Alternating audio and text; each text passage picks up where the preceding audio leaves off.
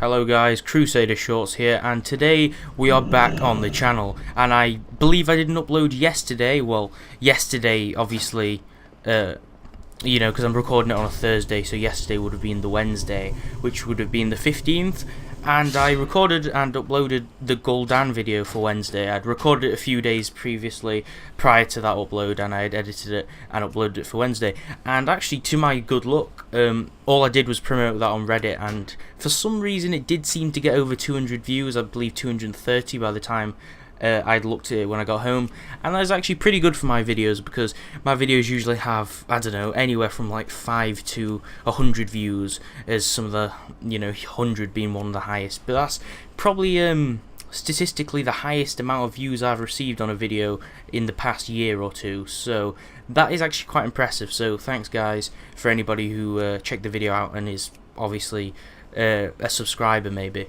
So today I am on the 6.2 PTR, World of Warcraft, and the reason I'm doing another WoW video actually is because I did, receive some good amount of views on my other video, and there was more likes than dislikes, so obviously people, enjoyed it more than they disliked it, so I thought maybe I'd do another WoW video, as the other YouTubers who are a lot more popular than me, I might add, are actually looking into the 6.2 PTR as well, so I thought I'd have a look at it. I did copy over my character, and as you can see here, I'm doing a quest where I have to find information on the cultists, which I believe are, the cultists for the Shadow Moon clan, and the Shadow Council, which is, the Shadow Council, not the Shadow Moon clan, sorry about that, the Shadow Council, which is a Gul'dan sort of clans, type of group. I did do a lore video on Gul'dan, which obviously I was talking about it being successful. You can check that out on my channel. It does help, and giving it a like might help as well. But check that out if you want to know the lore about Gul'dan. And I haven't done an updated part 2 yet, because I was going to do a second video for Warlords. So just letting you guys know that is in the works. Okay, 6.2. This is the very nice looking Tannan jungle zone. Now, the character I copied over doesn't actually look like this. On the PTR you can copy over your character multiple times, so effectively you can just duplicate them all level 100. I don't know if this is intended, but it doesn't really change anything in the game, because the PTR is a test environment and not the live servers. So, I copied over my character, which is a Night Elf Warrior, and then I copied it over again. As you can see, this is why I have a lot of items, because my main. I have a lot of armor enhancement tokens, and a cool sort of like king type paladin sort of style transmog. And there's my Gorn Night Owl, and the Fiery Warhorse is just, a type of mount that just goes with the zone, because the Iron Horde is turned into like a fell sort of zone now, with loads of fell magic, and Gul'dan's, his wrath becoming quite apparent. So the zone's actually really nice. I've only done the first number of quests, which is obviously up to the end of this video, and if this does receive positive comments, then I will perhaps think about a part 2, but obviously I need to do the Gul'dan video very soon. Let me get on to the 6.2 content as you watch me questing, which would be very boring if I just commentated the questing, so I'm going to talk about the content. First of all, I'm going to say, if you've already turned on this video and you're watching it, you're obviously here to see spoilers of 6.2. You could, play it on the PTR yourself, but you've come here for, quick spoilers and a showcase of the new zones. So I'm just going to say that I will be spoiling some of the upcoming raids, and I'm just saying that to you now if you didn't know if that was what the video was about. But I'm going to talk about the new raid now. So, Hellfire Citadel. You guys might have remembered Hellfire Citadel from Outland, which is occupied by the Fel Orcs, and I believe underneath it is Magtheridon in Magtheridon's lair.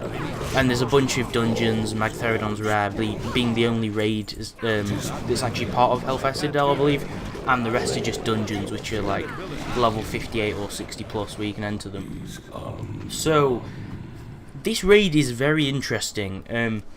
I don't know if I'll include some images on the screen via editing, but if I don't, then, there will be links in the description to the links or pages that will show you all content. So we have bosses, and we have Gorfiend, which I believe is Terran Gorfiend, and instead of looking like a Death Knight in disguise, he looks like an old god, or the embodiment of an old god. I'm not even joking. People have compared him on Reddit to Khatun, or Khatun, however you pronounce or want to pronounce the old god's name, and there's pictures of him next to the old god on Reddit, so you should hopefully check that out if it's not been downvoted or being buried under all the new posts, but that is actually pretty funny.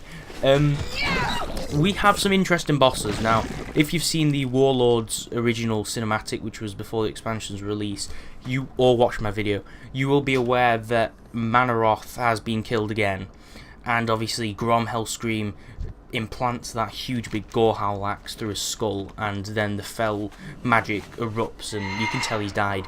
Well, I don't know how this is going to work, but for some reason we have Manaroth has come back from the dead, and I'm guessing his bones, which are probably the only thing that's actually left, would have been resurrected via some sort of fell magic from Gul'dan or something like that. That's just my guess, my theory, but down to my theory that I just stated, you know, there is actually a model of Manaroth, and there's one where he's just a set of bones, and then there's one where he has flesh and bones. So I'm not really sure how they're sort of gonna put some story behind how he got resurrected, but I'm just gonna leave that down to the folks at Blizzard, because they never really let you down with stories. So I'm gonna leave that to them to sort of tell us why that happened. Because I don't really understand it fully, but it is very interesting nonetheless. So let's check out some more things, shall we?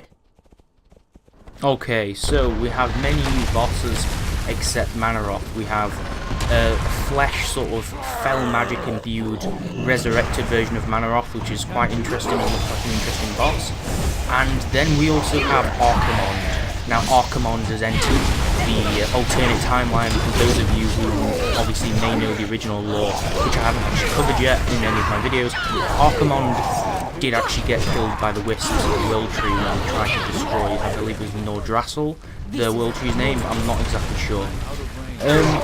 Then we have Kilrog Deadeye, who, if you've seen in the most latest legendary questline, Kilrog does actually drink the demon blood of Manaroth, and he partakes in this, and Gromash Hellscream gets pinned against the wall, locked in warlock chains of magic. So I think it's safe to say I have read about this, that Gul'dan is taking over the Iron Horde, and Grom's, you know, he's just a figment of people's either imagination now or their distant memories. That's the word I was trying to.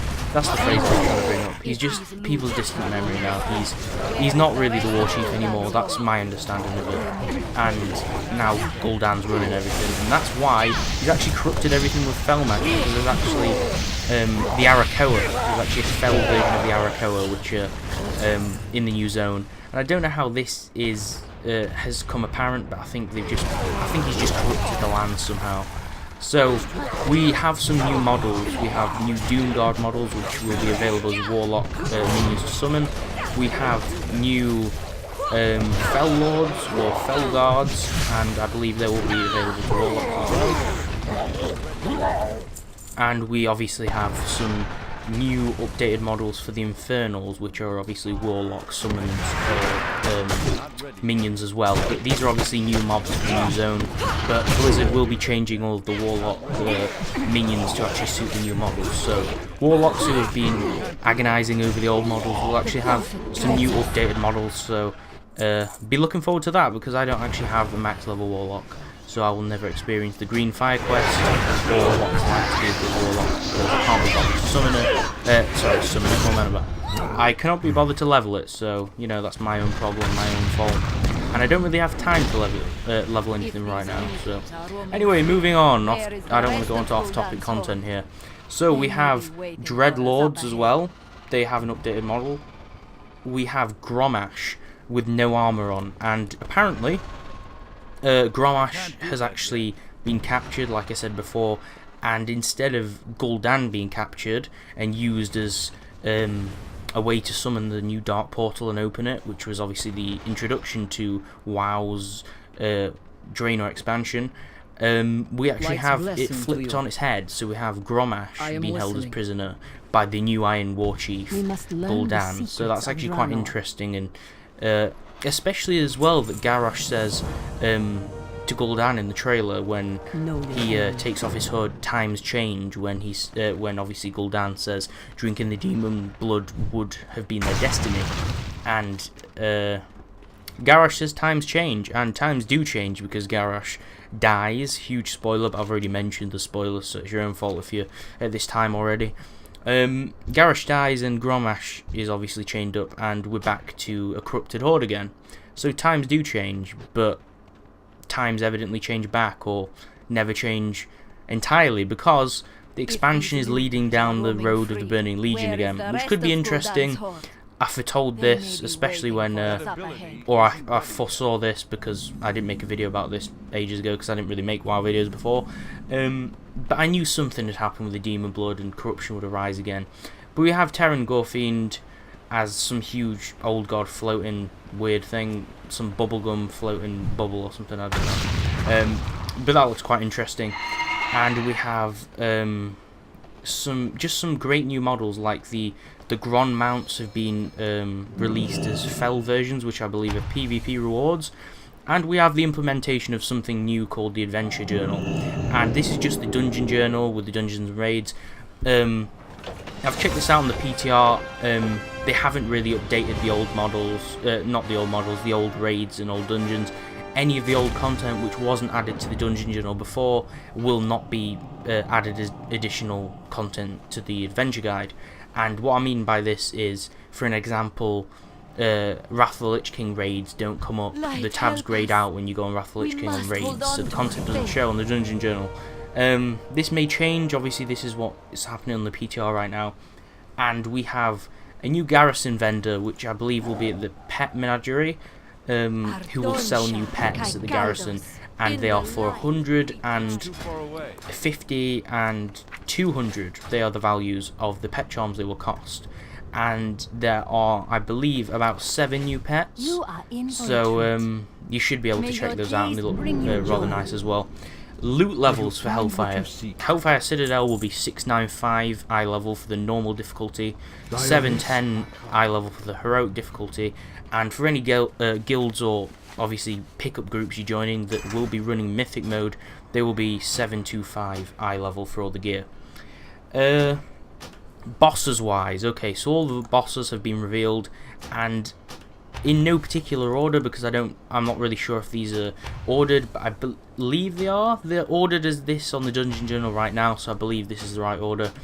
We have the Hellfire Assault, which I believe will be something to do with Fel cannons or something. That's the idea of it that I have right now at this moment. The Iron Reaver, which seems like some sort of machine again. The Hellfire High Council, which, of my understanding, this could possibly be some sort of Shadow Council and, you know, the high ranking in Gul'dan's sort of forces. But, you know, at the minute I'm not really exactly sure of this. We have Cormrock, Kilrog Deadeye, which is the corrupted Fel Orc version where it looks like he's on steroids or something crazy, because he is just the size of him and all of the growths coming out of his body, and the corruption is slightly ridiculous, but obviously realistic in the lore. But Gorefiend, which I've spoke about before, he looks like an old god, some sort of pink bubblegum bubble floating in the air. That's the model which has been released so far. Don't quote me on that later because things are subject to change, and of course I don't want to look like an idiot. So Fel Lord Zakun or Zakun, and I don't know who that is. Shadow Lord Iskar Zul'Harak, Socrathar the Eternal. I believe Socrathar was the Eridar, I believe. Yeah, Socrathar was the Eridar, and I believe he is actually in Outland, and he was at Socrathar's seat, which is a part of Netherstorm. So I'm guessing this is the same version, but in the alternate timeline. So Socrathar the Eternal is obviously a level 100 plus boss, so he'll obviously be above level 100.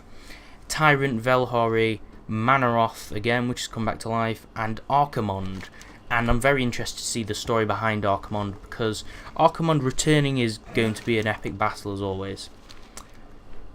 Okay, we have 2 new followers as well. We have Ariok, which is an arms warrior, and the trait he runs is Brute. And we have Orenok, Tornheart, Demonology Warlock, and he runs the Cipher of Damnation. No, you get him from the Cipher of Damnation quest in the Tanaan Jungle. So he's a reward from the Tanaan Jungle. Ariok, in my opinion, will probably be some sort of reward from the raid or the quest line leading to it, as well as the other follower, so I'm not really sure about that. There's a lot of new icons on the Wowhead update, which you can check out for yourself, because I will not be showing any icons. There are large spoilers. We have, I think it was Wrathion. There's an NPC of Wrathion that's been found in the files, and that's been leaked. And we also have an NPC of Anduin Wrynn. And this is obviously an Anduin Wrynn in the future, because he is a lot older, has a different style of armor and sort of like priest robes, but an armor we haven't seen, you know, robes we haven't seen yet. And I believe these are, of course, some sort of futuristic thing, because apparently you will see a vision of the future, as if the Burning Legion took over the whole lands. That's what I've read on Reddit, so that's really interesting, and I'm looking forward to that. Looking for group dungeons. Apparently we have a lot of new dungeons. I'm going to go through them. If I mention old dungeons that are on the list, I apologise. There are a few old dungeons on the list. The Burning Nether, Hell Breach, Halls of Blood, Bastion of Shadows, Destructor's Rise, the Black Gate, Hellfire Citadel. So that is a looking for group dungeon apparently. So I don't know if there's a dungeon segment to the new Citadel like the original, but that's very interesting, and hopefully we'll see. And I believe that's it, but there's a lot of new dungeons. We have a new mode called Time Walker mode, which I haven't really read into yet, but I believe it's something where you go back in time and the old dungeons scale up to the new difficulty, and if you complete them, I believe the eye level scaled up to level 100, so, and by level 100 I mean character or player level, because I'm not really sure about the eye level, but you can get some good gear from Time Walker mode apparently, and it's said that you can run it from level 70 upwards, unless I've misread it and it's a max level thing, but that looks very interesting as well. There's a lot of new quests. We carry on with the legendary quest line, and we do actually complete our ring, and there's a lot of quest items being added to Wowhead about that, so you can check that out on Wowhead. Of course, in the post I will hopefully link in the description. We've been over the new Warlock models, which are very interesting, and another thing is the new shipyard, which is like garrisons. And this will cost, I believe, 6k garrison resources to make, or it might be 5,000. I believe it is 5,000 for the final quest, but it may add to 6,000 completely, because there are a few quests, I believe at least 2, where you do hand in garrison resources in return to build your shipyard or dock, if you like. And this involves speaking to the king first in the town hall of your garrison, where he is with, I think it's Khadgar and possibly Jaina, I'm not sure who the third person is, and then you travel to the Iron Docks, speak with Exarch Nael, and you can go there with your garrison flightmaster, or on the PTR you can teleport, but you go with your garrison flightmaster. And then you collect explosive charges and detonate them. So there's a lot of different stages, and that's very interesting. But yeah, it's 6,000 resources in all required to enter the Tanaan Jungle after you've built your shipyard. And you can send your garrison followers on multiple missions, so I'm guessing you can get some sort of items from that, which is quite interesting. And you need to get the blueprints of the ship from the quest line. So there's something to work towards. There is new content, so people complain about new content. We'll be able to tackle some new content, some new raid difficulties, old dungeons coming back, new bosses, new lore to read up on, and just expansion on the expansion. You know, more expansion to the current events we have in general. So it's looking quite good so far. There seems to be a lot of more content for people to use. I'm not really one of the people complaining about new content, because I wouldn't really consider myself a pro player. I'm the sort of casual player who isn't in a guild. I don't really have time for guild gameplay right now. I do have a lot of work.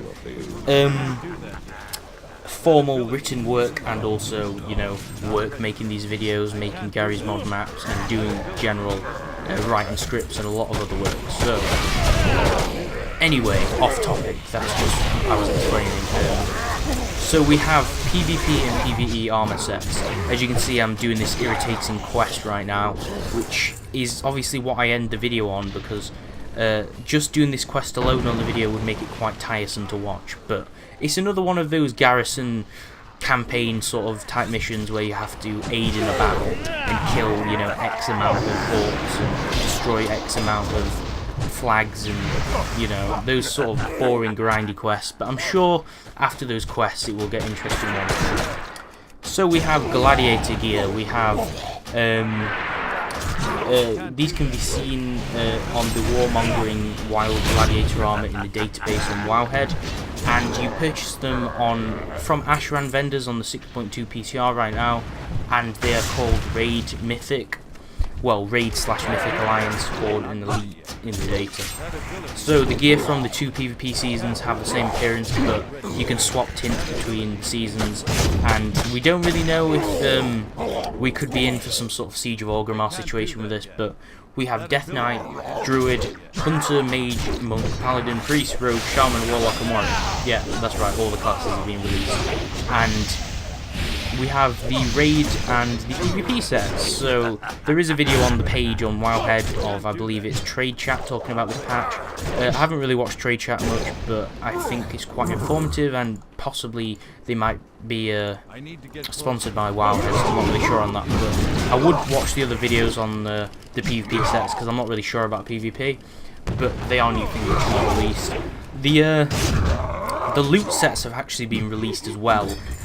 As of now, the items have got really generic names. I don't know if they've been updated since, I don't believe they have, but the items are called, for an example, these male legs are called Bots 1, Male Legs 1, and they are normal difficulty 695 item level, and they're 710 on Heroic, and 725 on Mythic. So the item level is raising, guys, the bar's raising. And I'm not sure if there's going to be a number nerf, you know what happened in the area where the DPS numbers got nerfed and the stats got squished because the numbers were getting too big for the screen and just too big to manage with. So I'm not really sure what they're going to do with that with the eye level. It's approaching the 1,000 stage for eye level, you know. I'd give it maybe 2 more expansions at max, and it might reach 1,000 or over, so I don't really know how Blizzard's going to approach that.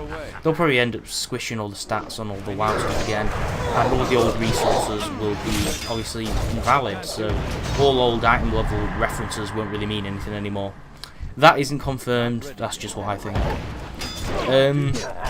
I'm not going to talk about the legendary ring procs because I don't really understand them entirely, and it'd be quite boring as I droned on talking about specific stats and what procs of what, but the legendary ring stats have been released, and if you are interested in obviously reading that for yourself, the link will be in the description for all of the notes and any content which I have actually covered in the video. So, okay, moving on to new toys, we have Indestructible Bone, which is a Perky Pup thing, which obviously we've seen a lot of toys and pet things for the Perky Pug or Perky Pup, and I'm not sure if that's a different pet to the Perky Bug. We have Spirit Wand, which gives your pet a spectral look. Magic Pet Mirror, where you actually take on the appearance of your companion pet, and this only works on battle pets, but this does look quite interesting because running around as a rabbit doesn't really seem like something that you don't want to do, because someone who doesn't want to run around as a rabbit is a weird person, because that sounds pretty damn cool. But we have the Tome of Secrets, where you can follow the path of the minority, and this is a bit like the Flame Path of Illidan, which is one of the trading card toys, or, you know, one of the old activation items, which I believe is a toy now, but I'm not really sure. We have the Slide Whistle, and you can blow on this whistle, and I don't really know what it does, because it doesn't actually mention it. We have the Tunatron Micro, which is a micro-sized version of the jukebox from the Garrison, and I don't really have the jukebox from the Garrison actually, but apparently it's actually quite a fun gadget to acquire, and you just need to do a quest or two to acquire it, so that's quite interesting. And then we have the Jewel of Hellfire, which I believe is some sort of fire thing that you can apply to your forehead of your character to make it look cool, so I guess that's pretty cool. I won't go over the battle pets because I believe I've already mentioned them. But we have the Fellsteel Annihilator, the Reigns of the Corrupted Dreadwing, Vicious War Mechanostrider, Infernal Direwolf, and Fellblood Gronling, and these are all mounts that have been added, and they look amazing. So the Fellsteel Annihilator, is actually a mount which is exactly like the Sky Reaver or the Sky Golem, and Corrupted Dreadwing is like the pre-order mount but a Fell version. The Mechanostrider is a PvP mount with the Vicious War Kodo. The Infernal Direwolf is 150,000 Apexis crystals. So start grinding those crystals, guys, because the Apexis crystals are going to drop off Tannan mobs, you know, orcs, and you've got your garrison missions and your dailies, so start grinding them. And yeah, Time Walker dungeons, which I have talked about, and they are on the PTR, and they scale down your eye level so you can run legacy content. And only Wrath dungeons will be open for testing and are currently open for testing on the PTR. So we have Dark Moon Fair is back, and we have Hogs who has returned, and there's obviously an achievement called That's Whack. And we have some new garrison missions which I won't mention because they don't really mean much to me, although obviously you can read more on the patch notes. And we have, I believe, some new garrison followers, which I believe I've covered, but there might be some rares as well. But yeah, that's really it. We have the leaked NPCs like Anduin and Wrathion, so maybe Wrathion might have a role in the new patch. So, this video is over 25 minutes long, so thanks for watching the video. If you are actually interested in subscribing or making suggestions of what to do a video on next, then I am open to suggestions. My last video did receive good feedback, so I thought I'd give it a try at another WoW video and see if I was any good at it. So, thanks for watching. Please subscribe and like if you enjoyed this, or give me any suggestions on future content. And it doesn't have to be WoW content because my channel's not really a WoW channel. I'm just trying to produce it on the side along with my others, or other content. So, thanks a lot for watching, guys, and share the video.